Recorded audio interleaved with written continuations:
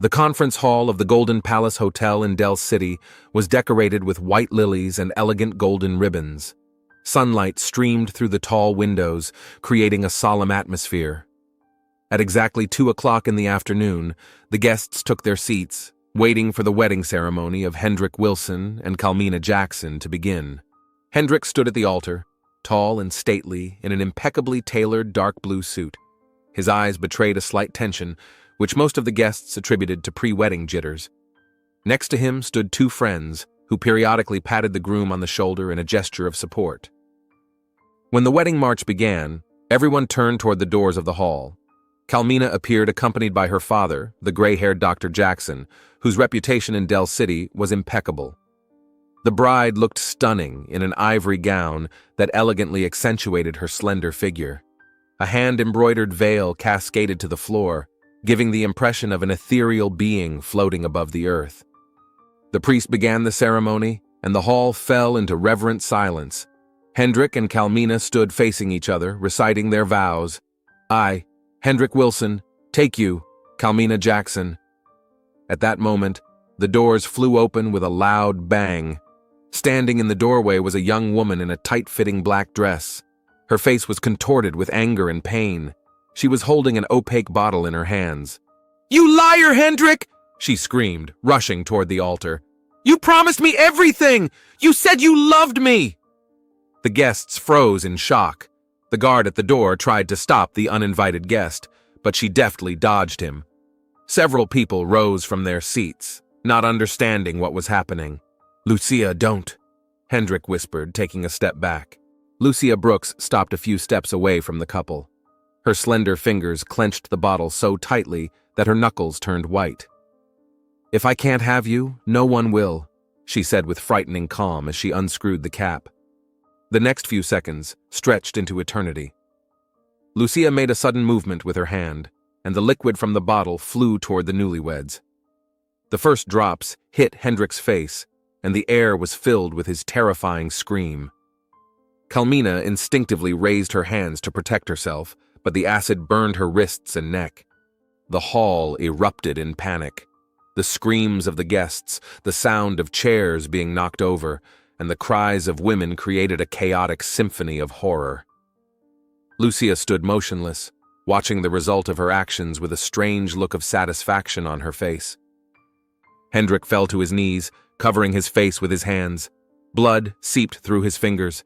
Kalmina, moaning in pain, was surrounded by her bridesmaids, who tried to help her. Kalmina's father, Dr. Jackson, instantly switched into professional mode, shouting for clean water to wash her. The security guards finally reacted, restraining Lucia and knocking the bottle out of her hands. She did not resist, but continued to stare at Hendrik with an expression that was a mixture of hatred and love. Detective Henry Morgan arrived at the scene 20 minutes after the call. By that time, the victims had already been taken away by ambulance, and most of the guests were in shock, giving initial statements to the patrol officers. Henry was an African-American man of medium height, with a strong build and attentive eyes that seemed to notice everything. He wore a modest dark suit and carried a worn leather notebook in which he recorded all the details of his investigations. "What do we have here?" he asked, turning to a young patrol officer. "Acid attack, sir. The suspect has been apprehended and taken to the station. The victims are a bride and groom, both with serious burns, and are at Del City Memorial Hospital." Henry nodded and looked around. The conference room looked like a battlefield. Overturned chairs, scattered flowers, bloodstains on the floor near the altar. "Does anyone know who the attacker is?" the detective asked. One of the bride's friends, still crying, approached Henry. "I don't know who she is.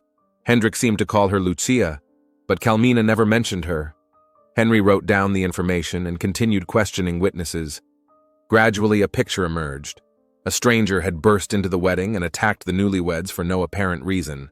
However, Hendrik's reaction, calling the attacker by name, indicated that he knew her. After examining the scene, Henry went to the hospital. There he learned that Hendrik was in critical condition. The acid had seriously damaged his face and upper chest. Kalmina had burns on her hands and neck, but her life was not in danger. The doctors did not allow the detective to speak with the victims, so Henry went to the police station where the suspect was being held. Lucia Brooks sat in the interrogation room, remaining calm. Her dark hair was pulled back into a messy bun, and there was no trace of the rage described by witnesses on her face. "Miss Brooks, I'm Detective Henry Morgan," he introduced himself, sitting down across from her. "Do you understand that you have committed a serious crime?" Lucia looked up, and Henry saw a strange mixture of pain and determination in her eyes. "I understand what I did, Detective, and I don't regret it. Tell me why you attacked these people." Lucia folded her hands on the table and took a deep breath. "Hendrik and I had been together for 3 years. He loved me. At least that's what he said." Henry wrote down the information. "You were in a relationship with your fiancé?" "Yes," Lucia nodded. "We met when I first moved to Del City. I work as a stylist at Amethyst Salon. Hendrik came there on a friend's recommendation." Henry watched her face, trying to figure out if she was telling the truth. "Go on." Lucia closed her eyes, immersing herself in her memories. It was 3 years ago. Lucia had just started working at Aubrey Thompson's salon and was trying to make a good impression on the clients. Hendrik Wilson arrived late in the evening when most of the stylists had already left. He looked tired after a long day at work, but his smile transformed his stern face when he saw Lucia. "I need to freshen up before an important meeting," he said at the time. "This salon was recommended to me." Lucia remembered every detail of their first meeting. How attentively he looked at her while cutting her hair, how easily they talked about books and movies, how he left a generous tip and his business card with his work and personal phone numbers. He called the next day and invited her to dinner.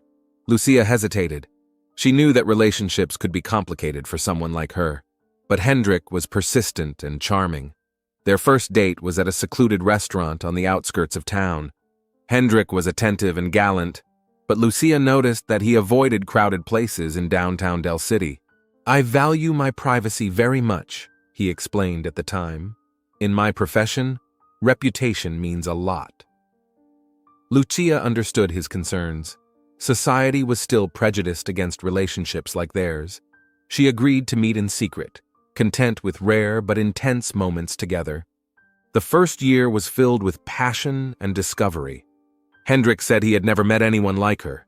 He admired her strength and determination to be herself despite all the difficulties. They dreamed of a future where they could be together openly. In the second year, their relationship grew deeper. Lucia introduced Hendrik to her friend and boss, Aubrey, who became the only person who knew about their romance. Hendrik still insisted on secrecy, explaining that he was concerned about his career and feared for Lucia's reputation. "People won't understand us," he said. "Let's wait for the right moment." The third year began with promises of change. Hendrik talked about getting a promotion and moving to a more progressive city where they could start a new life together. Lucia believed him and waited. Then, 2 months ago, everything changed. Hendrik became distant, called less often, and canceled meetings. Lucia sensed that something was wrong, but she attributed it to work stress. The truth came out by accident. Lucia saw a photo of Hendrik with an elegant woman at a charity event on social media. The caption read, "Architect Hendrik Wilson and Dr. Calmina Jackson announced their engagement." Lucia was devastated. She called Hendrik dozens of times until he finally answered and agreed to meet. "It's a necessity, Lucia," he said, avoiding her gaze. "Marrying Calmina will open doors for me that would otherwise remain closed. Her family is influential in the city." "What about us? What about your promises?" Lucia asked, unable to believe her ears. "We never had a chance, Lucia.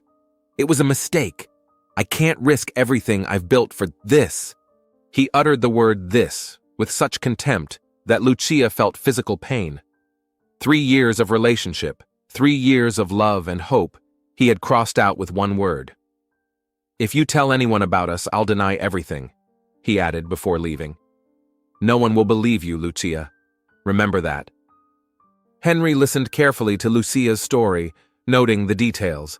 He saw before him not just a criminal, but a person experiencing a deep personal tragedy. However, that did not justify her actions. "Why did you decide to attack at the wedding?" he asked. Lucia looked at her hands. "I wanted him to feel pain. I wanted everyone to see his true face. I wanted his fiancée to know who she had chosen." Henry closed his notebook. "Miss Brooks, You are charged with assault with a dangerous substance with intent to cause serious bodily harm. This is a serious crime. Lucia nodded. I understand. After the interrogation, Henry sent patrol officers to Lucia's apartment with a search warrant. He needed evidence of her connection to Hendrik and confirmation that the attack was premeditated. Lucia's apartment was located in a modest apartment building on the eastern outskirts of Del City. It was small but neat, decorated with the taste of someone who knew design. Henry methodically searched the rooms, noting the absence of any photographs of Hendrik. If they were indeed a couple, it was strange that there were no traces of their relationship left in the house. In the bedroom, he found a half-packed suitcase. Lucia was preparing to flee after committing the crime. There were scattered items on the bed and an open laptop on the nightstand. Henry turned on the computer and saw an open page with a bus ticket reservation to Oklahoma City, departing 2 hours after the wedding. This was further evidence of her premeditation. In a drawer, the detective found an old envelope. Inside were several photographs of Lucia and Hendrik together. In one, they were embracing in front of a lake. In another, they were sitting in a secluded restaurant. There were also more intimate photos that left no doubt about the nature of their relationship. Among the photos, Henry found receipts from restaurants and hotels confirming that Hendrik and Lucia had been spending time together. The most recent receipt was dated 2 months earlier, around the time when, according to Lucia, Hendrik had broken off their relationship. In the bathroom, in the trash can, the detective found a receipt from a hardware store dated yesterday. The shopping list included technical acid. Henry put the receipt in an evidence bag. On the kitchen table lay an open women's magazine with an article about Hendrik and Kalmina's wedding. The text described them as a perfect couple, a successful architect, and a talented pediatrician from a respected family. The article mentioned that they had met at a charity event 6 months ago and that it was love at first sight. Henry photographed the article and continued his search. In the hallway, on a small table, he noticed several envelopes with unpaid bills and a rent notice. It seemed that Lucia was experiencing financial difficulties. In the living room, on the desk, lay a notebook with notes. The last entry was made the day before. He can't just cut me out of his life. 3 years. For 3 years, I believed his promises. If I mean nothing to him, then let everyone see his true colors. Let his fiancée know who she's marrying. Henry gathered all the evidence he had found. The picture of the crime was becoming clearer, but many questions still remained unanswered. Why did Hendrik break up with Lucia so abruptly? Did Kalmina know about her fiancé's past? And what exactly drove Lucia to take such a desperate step? With these thoughts in mind, the detective left the apartment, leaving the patrol officers to finish inventorying the seized property. Lucia Brooks was preparing to flee, but she didn't make it. Now she would have to answer for her actions before the law, and Henry had to make sure that justice prevailed, no matter how complicated the story was. The Del City police station was buzzing like a disturbed beehive. News of the wedding attack spread through the city like wildfire. Journalists were already stationed at the entrance, trying to get comments or take pictures of the suspect. Detective Henry Morgan sat in his office, reviewing the case files. Crime scene photos, witness statements, the forensic report on the acid, everything pointed to a carefully planned attack. He tapped his pencil on the desk, thinking about Luce Brooks's motives. It was 9 in the morning when Henry decided to continue the interrogation. He picked up the folder with the documents and headed to the interrogation room where Lucia was being held. She had spent the night in a holding cell, and the detective hoped that the time had given her a chance to realize the seriousness of her situation. Lucia sat at a metal table, looking surprisingly composed for someone whose life had just been destroyed. Her dark hair was neatly pulled back in a ponytail, and her face was completely free of makeup. She looked up when Henry entered the room. "Good morning, Miss Brooks," said the detective, sitting down across from her. "How are you feeling?" "Like someone who just ruined someone else's life and her own," she replied with a bitter smile. "But that's not why you're here, is it?" Henry placed a folder in front of him and turned on the tape recorder. "Interrogation of suspect Lucia Brooks, May 25th, 9:05 a.m., he said in an official tone. "Miss Brooks, yesterday you confessed to attacking Hendrik Wilson and Kalmina Jackson during their wedding ceremony. Do you confirm this?" "Yes," Lucia nodded. "I did it." Tell me more about your relationship with Hendrik Wilson. Lucia took a deep breath, gathering her thoughts. We met 3 years ago at the beauty salon where I work. He came in for a haircut. We got talking, and he asked me out to dinner. At first I refused. It's not easy to trust people in my position. What do you mean? Henry asked. I'm a transgender woman, detective. In a small town like Del City, that doesn't make life easy. But Hendrik seemed different. He said he didn't care, that he only saw me as Lucia. Henry nodded, taking notes. Go on. Our relationship developed quickly. Within a month we were inseparable, but always in secret.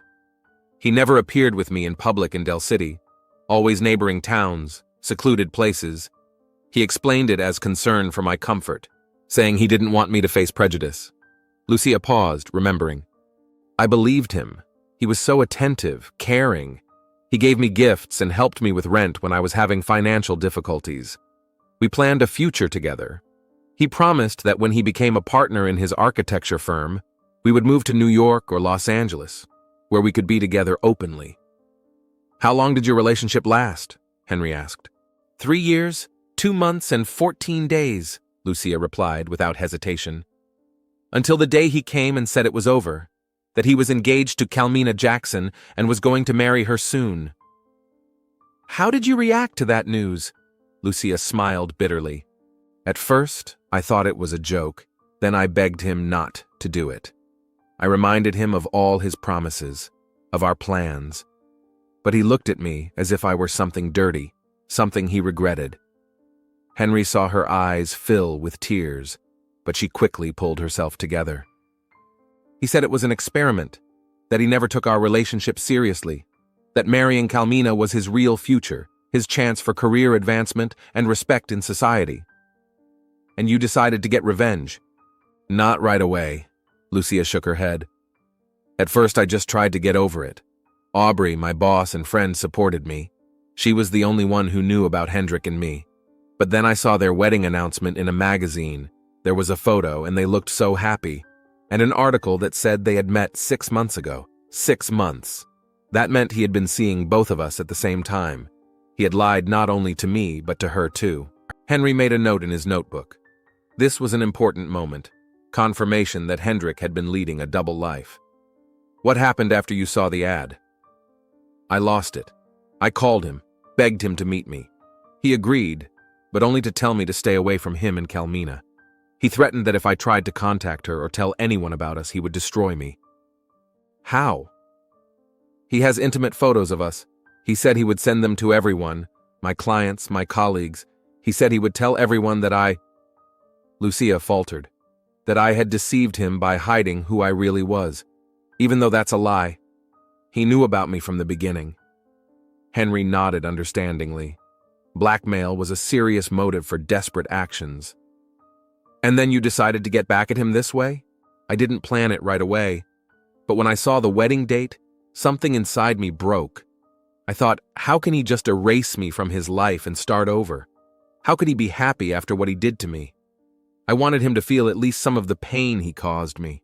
I wanted him to remember me every time he looked in the mirror. Henry closed his notebook. Lucia's story sounded sincere, but he needed confirmation of her words. He decided it was time to visit the victims at the hospital. Thank you for your honesty, Miss Brooks. We'll continue this conversation later. Leaving the interrogation room, Henry instructed the officer on duty to make sure Lucia was brought food and water, then headed to Del City Memorial Hospital. The hospital greeted him with sterile cleanliness and the smell of antiseptic. On the 4th floor, in the intensive care unit, was Hendrik Wilson. His condition was considered stable, but serious. The acid had caused severe burns to his face, neck, and upper chest. Doctors were fighting to save his eyesight. One eye was particularly badly affected. Before entering the ward, Henry spoke to the attending physician. Will he be able to talk? Asked the detective. Not for long, and with difficulty, replied the doctor. His face is badly burned, and we're keeping him on painkillers, but he's conscious. Henry nodded and entered the room. Hendrik lay on a hospital bed, his face almost completely bandaged, only his eyes and mouth visible. He was hooked up to monitors and IVs.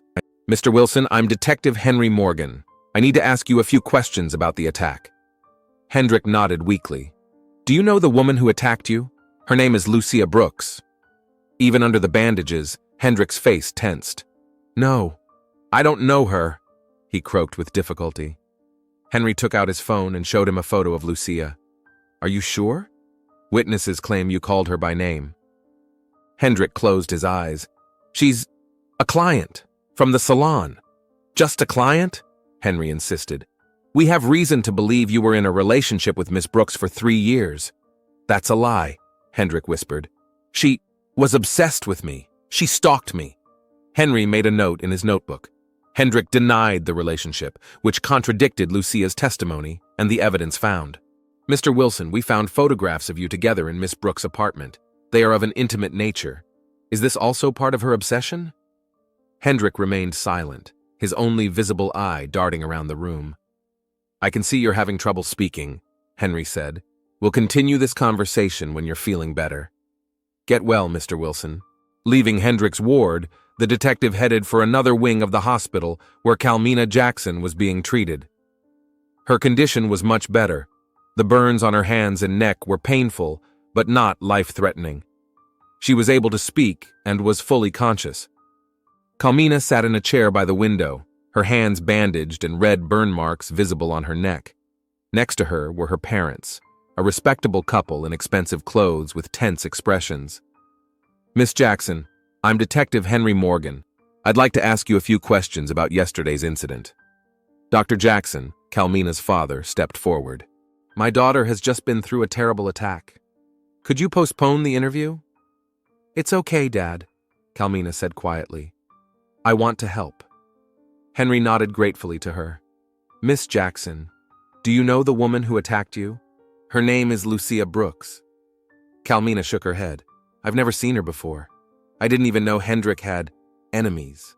What do you know about Mr. Wilson's past relationships? Kalmina frowned.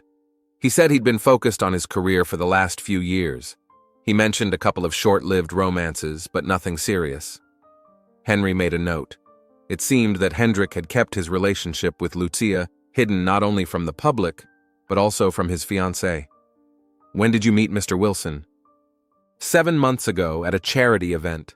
My father is on the hospital's board of trustees, and Hendrik was representing the architectural firm that designed the new wing. We got talking, and he invited me to dinner. And your relationship developed quickly? Kalmina smiled slightly despite the pain. Quite quickly. He proposed after 4 months. My parents were delighted. Hendrik was successful, ambitious, and from a good family. Henry noticed how Dr. Jackson straightened up proudly at those words. Miss Jackson, did you notice anything unusual about Mr. Wilson's behavior in the weeks leading up to the wedding? Kalmina thought for a moment. He was tense, but I chalked it up to pre-wedding jitters. Although, she paused. What? Henry prodded her. There was one strange thing. About a week before the wedding, I picked up his phone to call a taxi. There were several missed calls from an unknown number. When I asked him about it, Hendrik got very nervous. He said it was a pushy client and asked me never to answer calls from that number. Henry wrote down the information. It was probably Lucia trying to contact Hendrik. Thank you for your help, Miss Jackson. Get well soon. As Henry was about to leave, Dr. Jackson followed him into the hallway. Detective, I want this woman to receive the maximum punishment. She nearly killed my daughter and crippled her fiancé. We are investigating, Dr. Jackson. Justice will be served. I hope so, the doctor said sternly. I have connections in the district attorney's office. I will make sure that this person is brought to justice. Henry just nodded, keeping a neutral expression on his face, and left the hospital. On the way to the station, he thought about the contradictions in the statements. Hendrik denied having a relationship with Lucia, calling her just an obsessed client. Kalmina knew nothing about her fiancé's past, but the photos and other evidence found in Lucia's apartment indicated that she was telling the truth about their affair. When Henry returned to the station, a surprise awaited him. A tall woman with bright purple hair and a determined expression was sitting in the reception area. Detective Morgan? She asked him.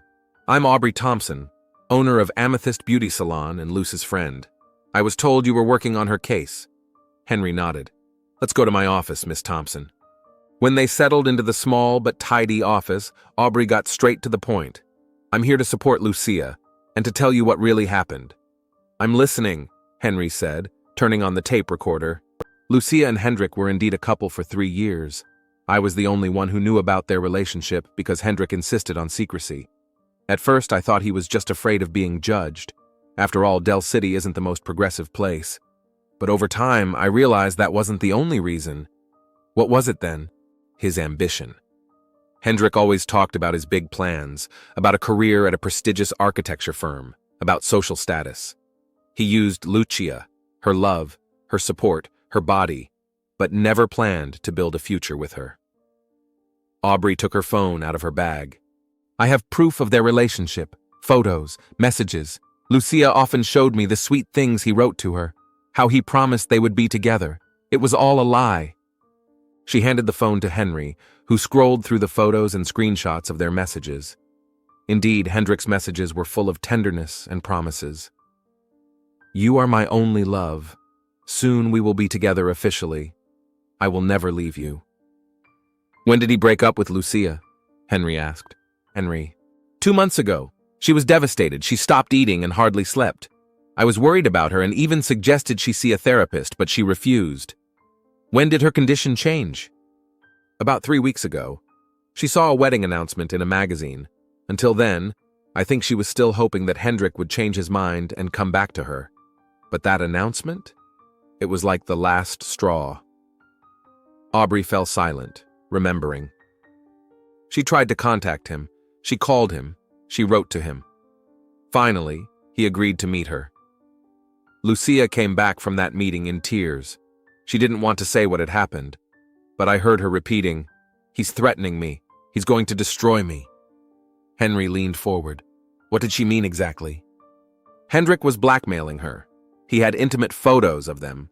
He threatened that if she told anyone about their relationship or tried to contact Calmina, he would send the photos to everyone, her clients, her colleagues, even her family in Mississippi, with whom she already had a complicated relationship because of her transition. "Are you sure about that? That's a serious accusation. Absolutely certain." Lucia showed me a message from him with one of the photos and the text. "Remember what will happen if you don't leave us alone." Aubrey looked genuinely upset. "I'm not excusing what Lucia did. It's terrible. But you have to understand that she was driven to extremes. Hendrik didn't just break her heart. He threatened to destroy her life if she tried to tell the truth." Henry tapped his pencil thoughtfully on the table. "Miss Thompson, do you have that threatening message? It would be important evidence." "Unfortunately, no." Lucia deleted it immediately. She was so scared, but I saw it with my own eyes. Henry nodded. Aubrey's words confirmed Lucia's story and gave the case a new twist. If Hendrik had indeed blackmailed Lucia, it could be considered a mitigating circumstance. Not an excuse, but an explanation for her actions. "Thank you for your honesty, Miss Thompson. Can you send me the photos and messages from your phone? They will help with the investigation." Aubrey agreed, and after sending the materials, asked, "Can I see Lucia?" "I'll arrange a meeting," Henry promised, "but first I need to finish gathering evidence." After Aubrey left, Henry sent a request to check Hendrik and Lucia's phone records for the last 3 months. If there really was a connection between them, it should show up in their calls and messages. Returning to Lucia's interrogation, Henry showed her the photos and messages provided by Aubrey. "Miss Brooks, Aubrey Thompson confirmed your story about your relationship with Hendrik Wilson. She also mentioned that after your last meeting with him, you talked about threats. Tell me more about that." Lucia pressed her lips together, clearly nervous. "I didn't want to talk about it. I'm still scared. You're already facing a serious charge, Miss Brooks. It can't get any worse. But if Hendrik did threaten you, it could affect your case." Lucia took a deep breath. "After I saw the wedding announcement, I was desperate. I called him. I wrote to him. He ignored me. Finally, 2 weeks before the wedding, he agreed to meet me. I thought I could get through to him, remind him of our love." She smiled bitterly. Instead, he was cold as ice. He said I was a mistake, an experiment, that his future was with Calmina, whose family could open doors for him to high society in Del City. And then, Lucia faltered. What happened then? I said I would tell Kalmina the truth, that I wouldn't let him just write me out of his life and pretend we never existed. And then he showed me photos of us on his phone. Intimate photos. He said that if I said a word to Kalmina or anyone else, he would send them to everyone, my clients, my friends, my family, that everyone would find out that I was... She couldn't finish. That you're a transgender woman? Henry prompted gently. Yes. Although many people already know, it's my choice who I come out to and when. He threatened to take that choice away from me. He said no one would believe someone like me against a respected architect from a good family. Henry could see Lucia trembling as she recalled the conversation. Do you have any proof of these threats? Messages? Recordings? No, he was too smart for that. Everything was said in person, and I deleted the message with the photo he sent later right away. I was so scared. Henry nodded. The story was coming together, but without concrete evidence of Hendrik's threats, it was still one person's word against another's. Miss Brooks, I understand that you've been through a lot of emotional stress, but that doesn't justify an acid attack. Do you understand that? Lucia lowered her eyes. I understand, and I'm willing to take responsibility for my actions, but I want the truth about Hendrik to come out too, about how he used me and then threatened me to keep quiet. Henry closed his notebook. The interview was over, but the investigation was just getting started. Now he had to find evidence of Hendrik's threats, if they existed. It wouldn't change Lucia's guilt, but it could shed light on the true motives of everyone involved in this drama. Aubrey was here today, Henry said before leaving. She's worried about you. I'll let her visit you later. Gratitude flashed across Lucia's face. Thank you. Leaving the interrogation room, Henry headed for his desk, where the results of the phone records check were waiting for him. Looking through the report, he found numerous calls between Hendrik and Lucia over a 3-year period, right up until 2 months ago, when the calls suddenly stopped. Then, 2 weeks before the wedding, there was one short call from Hendrik to Lucia, probably when he agreed to meet her. This was followed by dozens of calls from Lucia, which went unanswered. This confirmed Lucia's version of their relationship and subsequent breakup. But the most important discovery was the text of the last message from Hendrik to Lucia, sent the day before their meeting. Tomorrow at 6, the park by the lake, come alone. And remember, if you say a word about this, you'll regret it. I have something that can ruin your life. Henry Morgan sat at his desk, immersed in studying the evidence. The threatening message from Hendrik to Lucia was a key piece of the puzzle, but the detective felt that he still didn't have the whole picture. He rubbed his tired eyes and glanced at the clock. It was 9 o'clock. Most of the station staff had already gone home, leaving him alone with his thoughts and case files. Henry looked through the photos of Hendrik and Lucia again. They showed a happy couple, hugs, kisses, smiles. It was hard to believe that this relationship had ended in such violence. Something had happened. Something had turned love into hate, and Henry was determined to find out what it was. He opened Hendrik's social media accounts on his computer. The page was filled with photos of him with Kalmina, but they were all from the last 6 months. Before that, there had been no signs of a romantic relationship, only work events, architectural projects, business meetings. Not a single mention of Lucia. Henry decided to dig deeper. He sent a request to the bank for Hendrik's financial statements for the last 3 years. Perhaps there would be traces of his relationship with Lucia, joint accounts, gifts, the rent she had mentioned. The next morning, at exactly 8 o'clock, Henry returned to work with renewed vigor. An envelope containing Hendrik's bank statements was already on his desk. Looking through them, the detective discovered an interesting pattern. For 2.5 years, Hendrik had been transferring an amount equivalent to half of Lucia's rent to her account every month.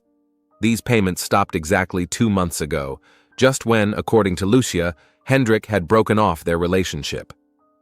Even more interesting was that 6 months earlier, a new category had appeared in Hendrik's expenses: expensive restaurants, jewelry stores, gifts. Apparently, this was the period when he started dating Kalmina while still maintaining a relationship with Lucia. Henry tapped his pencil thoughtfully on the table. The evidence was mounting in favor of Lucia's theory about Hendrik's double life. But what made him break up with her so abruptly? And why did he resort to threats? The detective decided to talk to Kalmina again. Perhaps she knew more than she had initially let on. He called the hospital and learned that Miss Jackson had been discharged and was recovering at home. An hour later, Henry stood in front of an elegant mansion in the most prestigious neighborhood of Del City. The Jackson family home was a symbol of their status and wealth, a 3-story colonial-style building with a manicured garden. The door was opened by a maid, who showed Henry into a spacious living room. Calmina sat in an armchair by the window, her hands still bandaged and her neck showing signs of burns. Next to her, like a faithful guardian, sat her mother, a woman with the same aristocratic profile as her daughter, but with more severe features. "Detective Morgan," Mrs. Jackson greeted him coldly. "I hope you have a good reason for disturbing my daughter in her condition." "Mom, please," Calmina said softly. "I agreed to this meeting myself." Henry thanked Calmina for agreeing to talk to him and got straight to the point. "Miss Jackson, new information has come to light during the investigation. We have evidence that Hendrik Wilson and Lucia Brooks were indeed in a long-term relationship for 3 years. Calmina visibly tensed, but her face remained impassive. "That doesn't change the fact that he was attacked, Detective."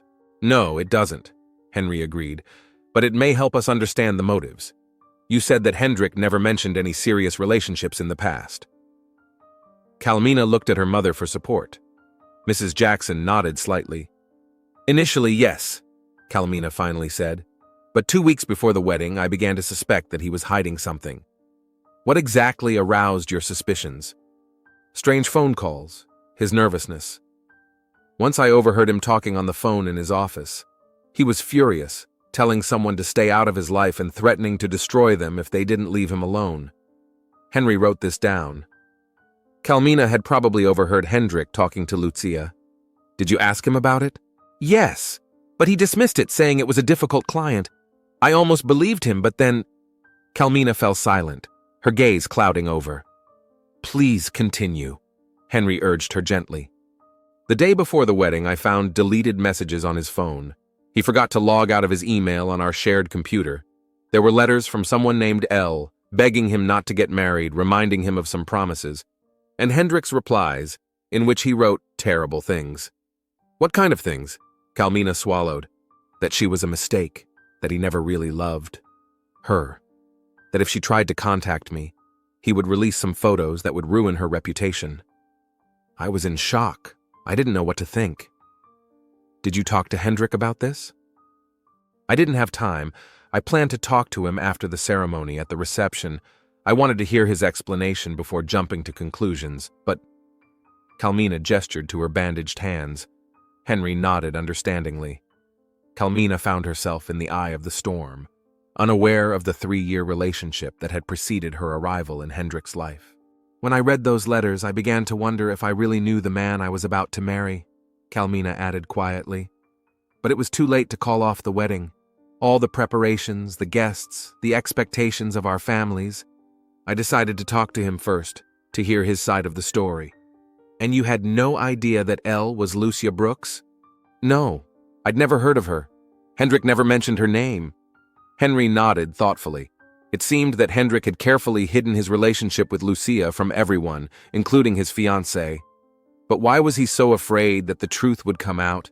What threatened his career and reputation so much that he resorted to blackmail? After leaving the Jackson mansion, Henry decided to pay another visit to the hospital. Hendrik's condition had improved, and the doctors allowed for a longer conversation. Hendrik was reclining on a hospital bed, his face still mostly bandaged, but he was able to speak more freely. When Henry entered the room, Hendrik visibly tensed up. "Mr. Wilson, I have some new questions for you," Henry began without preamble. "We have evidence of your relationship with Lucia Brooks over the past 3 years. Bank transfers, photographs, messages. Why did you lie and say you didn't know her?" Hendrik remained silent, his only visible eye darting around the room, avoiding the detective's gaze. "Furthermore," Henry continued, "we have evidence that you threatened Miss Brooks. You blackmailed her with intimate photographs to keep her quiet about your relationship." "You don't understand," Hendrik finally croaked. "My career, my reputation." "What exactly don't I understand, Mr. Wilson? Why would a relationship with Lucia be so damaging to your reputation?" Hendrik closed his eye as if in despair. You know who she is, what she is. I'm an architect. I work with conservative clients, with church organizations. If they found out I was dating a transgender woman, it would destroy everything I've built. Henry felt a growing revulsion, but he maintained his professional composure. So you've been seeing her secretly for 3 years, and then you dumped her to marry the daughter of an influential doctor? I never promised her a future, Hendrik defended himself. She knew what she was getting into. Judging by the messages we found, you promised her a lot, Mr. Wilson. You talked about a future together, about moving to another city where you could be together openly.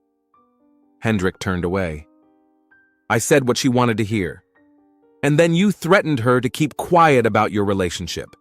That's not just a lie, Mr. Wilson. That's blackmail, and you could get real time for that. She threw acid on me, Hendrik snapped. She disfigured me for life, and you're worried about some messages? I'm concerned about justice, Mr. Wilson. What Miss Brooks did was unforgivable. But what you've been doing for the past 3 years, using a woman who loved you and then threatening to destroy her life if she told the truth, also deserves punishment. Hendrik was silent, his shoulders slumped in defeat. She was my mistake, he whispered finally. I got confused, let it go too far. When the opportunity to marry Calmine came along, I saw a chance to start a normal life, build a real family. Didn't I have a right to that? You did, Henry nodded, but not at the cost of another person's life and reputation. As he left the hospital, Henry felt a heaviness in his heart. This case was no longer a simple acid attack. It had turned into a story of manipulation, lies, and betrayal. It was about a man who used and discarded another, then tried to cover up his mistake with threats and blackmail. Over the next few days, Henry gathered all the necessary evidence and prepared a report for the prosecutor's office. He included not only the details of Lucia's attack at the wedding, but also the history of her relationship with Hendrik, evidence of his threats and blackmail. Lucia fully admitted her guilt in the attack. She did not try to escape punishment, but wanted the truth about Hendrik to come out as well. The prosecutor's office charged Lucia with assault with a dangerous substance with intent to cause serious bodily harm. She faced up to 15 years in prison. At the same time, Hendrik was charged with blackmail and threats, less serious crimes but also punishable by imprisonment. The case caused a stir in the small town of Del City. The community was divided between those who saw Lucia as nothing more than a criminal and those who began to understand the complexity of the situation. The story of a 3-year secret relationship, betrayal, and blackmail made many people think about hidden prejudices and double standards. The trial of Lucia Brooks began exactly 1 month after the attack. The courtroom was packed. It seemed as if the entire town wanted to see the outcome of this drama. Lucia sat at the defense table, dressed in a strict dark blue suit. Her face was pale but determined. Next to her was her court-appointed lawyer, who had managed to gather a lot of evidence in her favor. On the witness stand was Aubrey Thompson, who spoke about Lucia and Hendrik's 3-year relationship, how Hendrik had sworn his love for her and then abandoned her for a marriage of convenience, and how he had threatened and blackmailed her when she wanted to tell the truth. Henry Morgan also testified as the lead detective on the case. He presented all the evidence gathered to the court: bank transfers from Hendrik to Lucia, photographs, messages, and threatening text messages. To the surprise of many, Calmina Jackson also took the stand. Her hands had healed, but the burns on her neck were still visible. She recounted how she had discovered Hendrik's strange correspondence the day before the wedding, and how she had planned to talk to him after the ceremony but didn't have time. I don't condone Miss Brooks's actions, Calmina said, looking directly at Lucia. What she did is unforgivable, but I understand her pain. Hendrik lied to both of us. He used her for 3 years and then planned to use me and my family to advance his career. We were both victims of his manipulation. Hendrik himself was not present at the hearing due to his health, but his written testimony was read out in court. In it, he continued to insist that he had never promised Lucia a serious relationship and that she knew their relationship was temporary. However, the evidence suggested otherwise. When it was Lucia's turn to speak, the courtroom fell silent. She stood up, squared her shoulders, and began to speak in a firm voice. I am not asking for leniency, Your Honor. I have committed a terrible act and am prepared to accept the punishment. Nothing justifies violence, not even the pain I have experienced. I regret what I did, especially the harm I caused to Carmine Jackson, who did nothing wrong to me. Lucia paused for a moment, holding back her emotions. But I also want everyone to know the truth. For 3 years, Hendrik Wilson told me he loved me, that we would be together, that he was proud of me. Then he threw me out of his life like something shameful and threatened to destroy me if I told the truth. I lost myself in pain and despair. That's not an excuse, but it's an explanation. After a lengthy deliberation, the judge handed down his sentence. Lucia Brooks was found guilty of assault with a dangerous substance, but due to mitigating circumstances, psychological pressure, threats, and blackmail on the part of Hendrik, she received 8 years in prison with the possibility of parole after 5 years. Hendrik Wilson was found guilty of blackmail and threats and sentenced to 3 years probation and a large fine. As he left the courtroom, Henry Morgan pondered the question of justice. He had conducted dozens of investigations and seen many crimes and their consequences, but rarely had he been faced with such a complex moral dilemma. Lucia committed a crime and received her just punishment. But was she the only one to blame in this story? Wasn't Hendrik, with his lies, manipulation, and threats, also a criminal, just of a different kind? And who ultimately suffered more? He, who was physically injured, or Lucia, whose life, freedom, and dignity were destroyed even before she picked up the bottle of acid? The detective knew he would never find clear answers to these questions. In some stories, there are no absolute rights or absolute wrongs. There are only people, their choices, and the consequences of those choices. Henry looked up at the sky. The storm clouds had parted, letting the sun's rays shine through. Just as the truth, no matter how painful, always finds its way through lies and secrets. That was his job, to find that truth, no matter how complicated and inconvenient it might be. Perhaps that was what true justice was all about.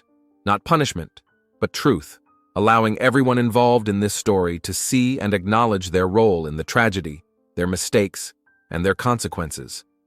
And perhaps that realization was the path to healing, not only of physical wounds, but also of emotional ones.